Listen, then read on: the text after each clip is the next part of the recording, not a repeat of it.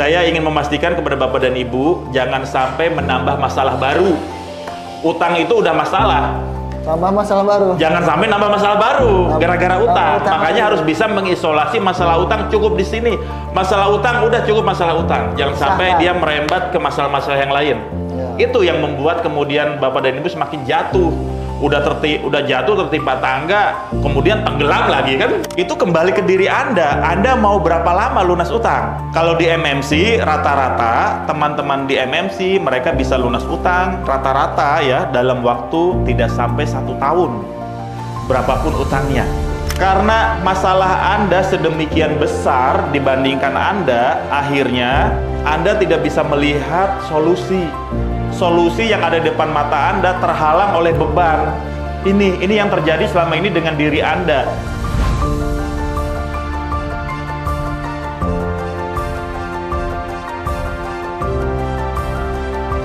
Ini Kang Rizka lagi bahas mengenai teknis lunas utang kemerdekaan ya. Iya. Baik, sebagai pengantar Bapak dan Ibu ya.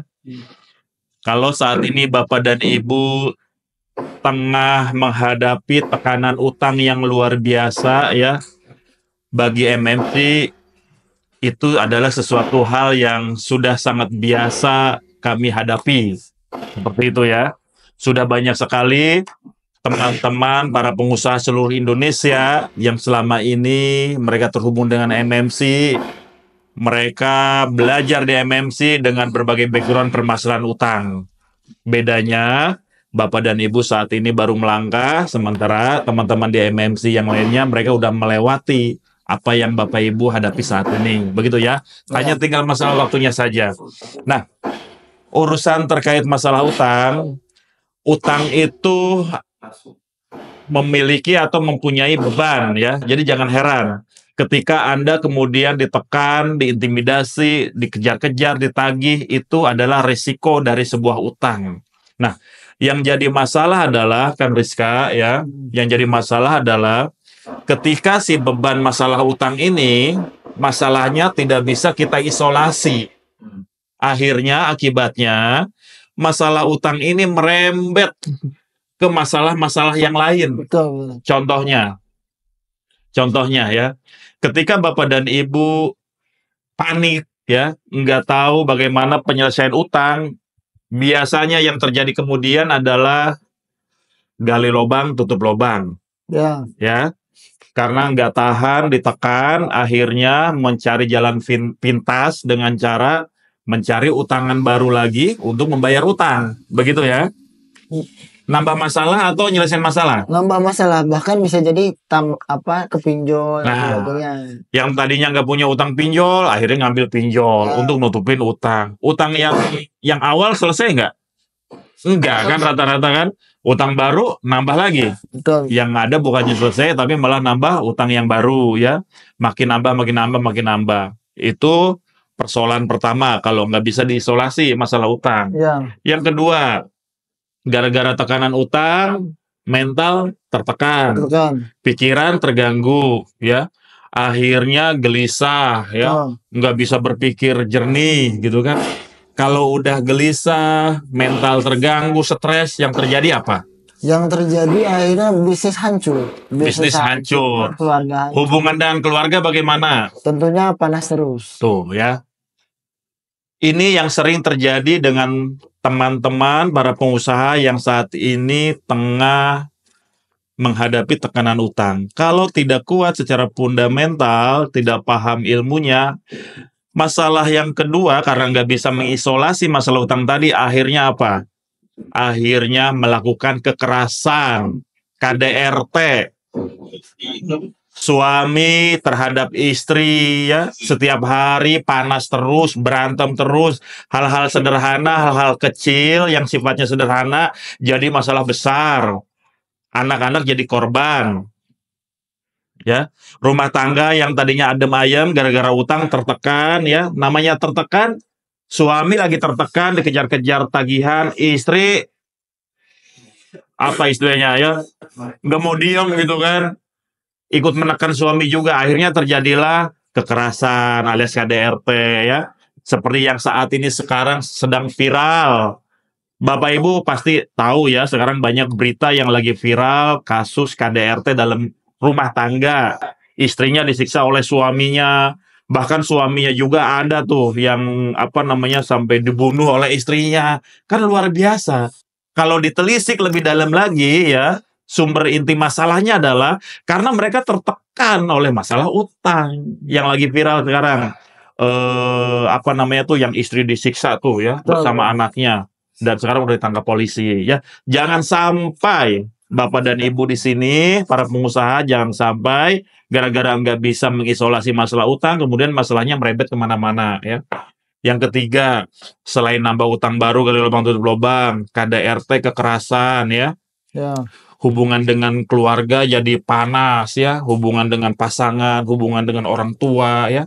Yang ketiga, Kang Rizka ya, gara-gara nggak bisa mengisolasi masalah utang, bisnis hancur-hancuran. Nih pertanyaan saya, kalau Kang Rizka punya utang, fokusnya ke utang terus ya.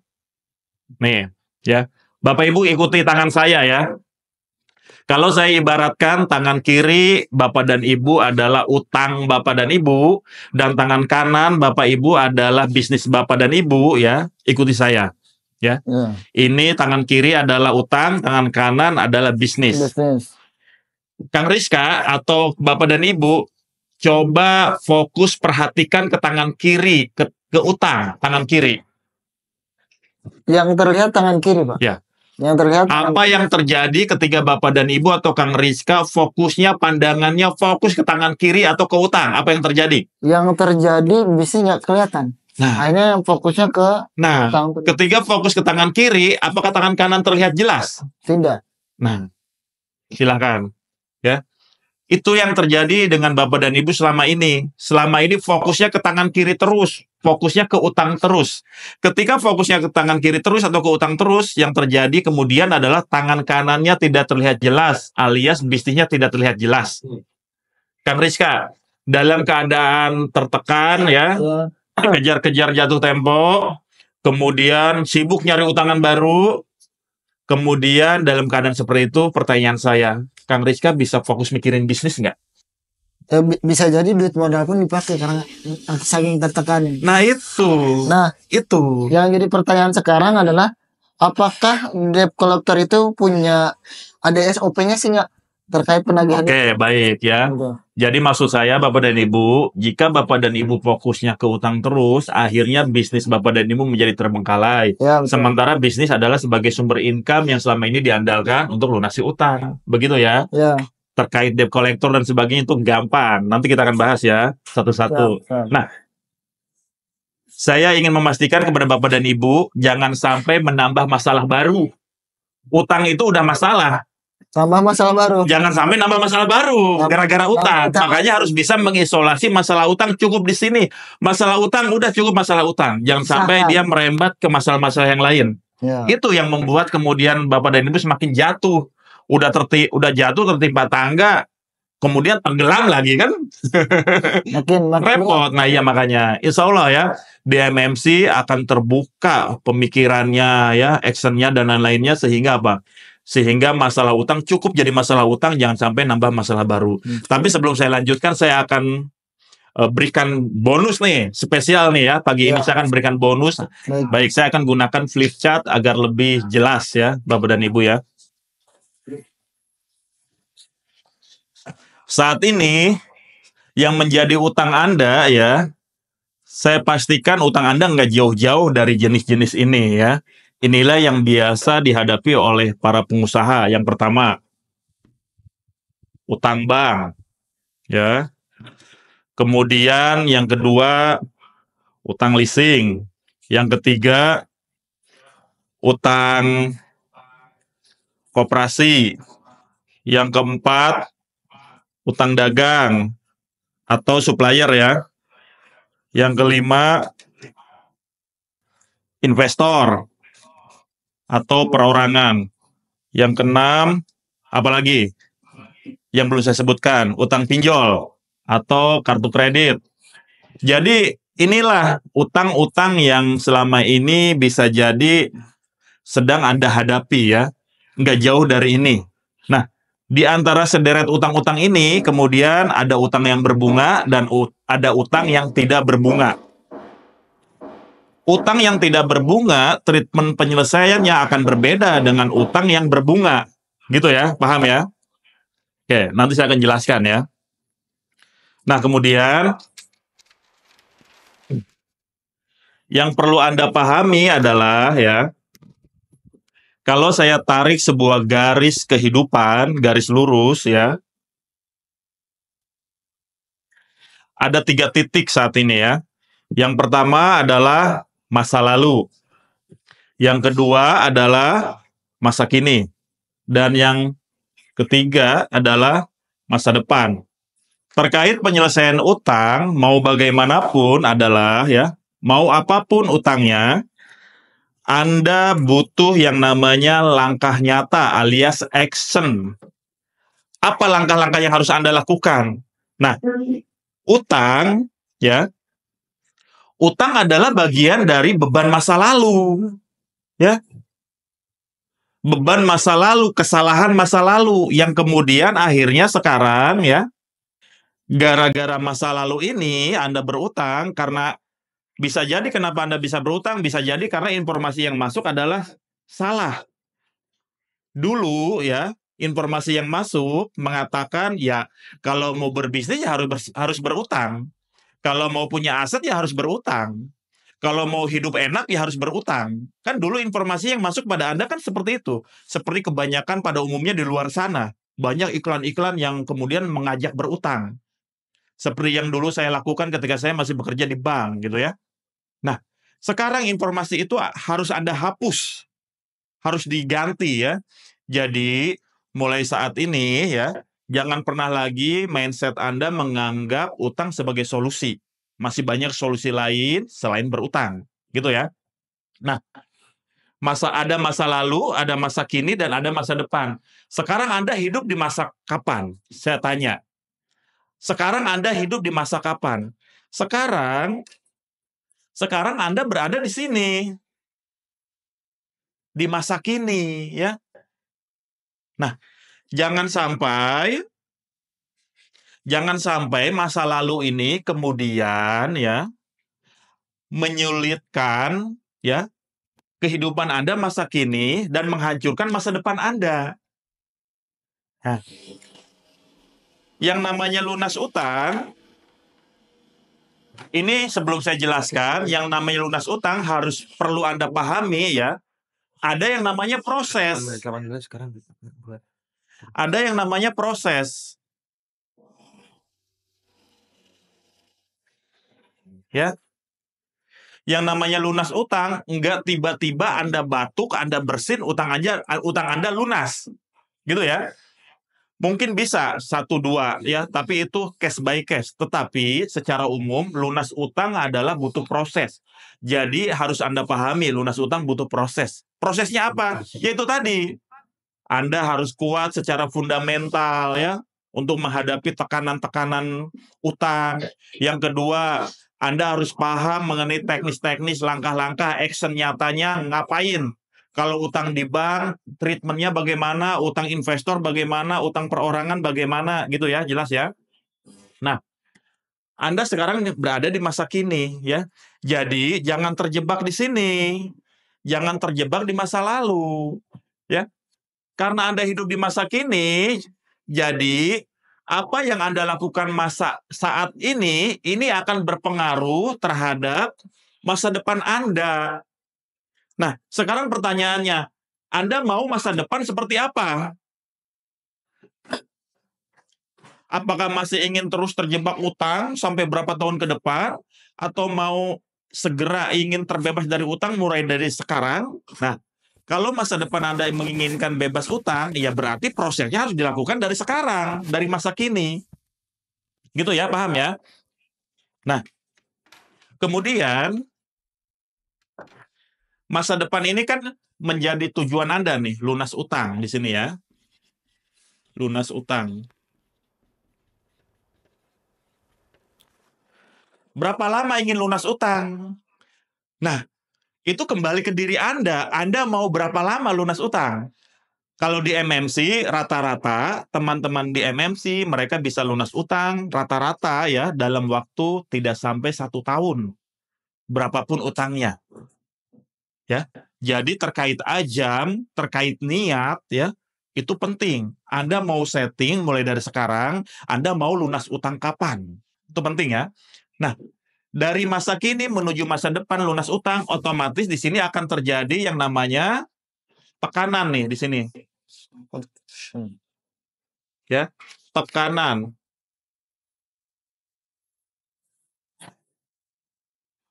Nih, tekanan.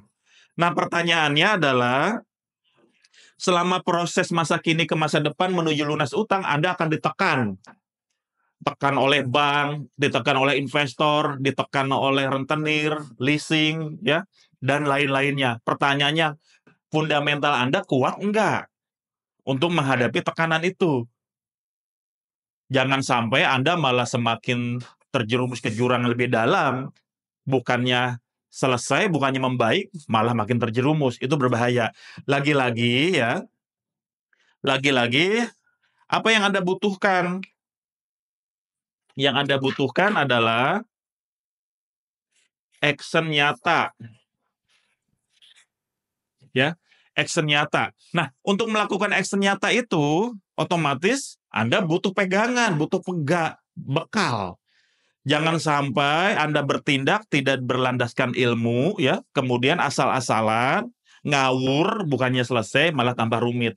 Makanya, kalau Anda mau action, Anda butuh yang namanya ilmu. Di sini nih, ilmu. Makanya MMC bergerak di sini. MMC memberikan ilmunya, ya, memfasilitasi Bapak dan Ibu untuk tolabul ilmu. Supaya apa? Supaya bisa menaikkan kapasitas diri Bapak dan Ibu. Ibarat kata gini, ini adalah tembok besar. Tembok besar atau ini adalah beban utang. Dan ini adalah Anda. Dan ini adalah diri Anda. Dan kemudian ini adalah sebuah solusi kehidupan yang bahagia yang menjadi tujuan Anda selama ini, ya.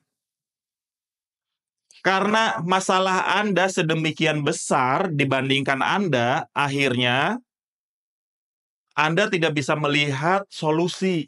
Solusi yang ada di depan mata Anda terhalang oleh beban, ya. Ini yang terjadi selama ini dengan diri Anda. Anda bayangkan Anda berada di depan sebuah tembok besar, sementara di balik tembok itu ada solusi, ada kehidupan yang lebih enak, bahagia, menyenangkan. Anda kira-kira bisa melihat enggak di balik tembok itu? Karena temboknya besar, sementara Anda hanya segini. Tidak akan bisa melihat. Nah, makanya tugas MMC dan tugas Anda adalah bagaimana caranya, ya. Nah, kapasitas diri Anda bisa jauh lebih besar dibanding beban atau masalah Anda. Sehingga Anda bisa melihat solusi di balik masalah itu dengan lebih jelas. Paham ya? Nah, itulah pentingnya ilmu. Nah, kurang lebih seperti itu ya, sebagai pengantar ya. Mudah-mudahan ini bisa mencerahkan, bisa menambah semangat Bapak dan Ibu sebelum saya bahas mengenai teknis.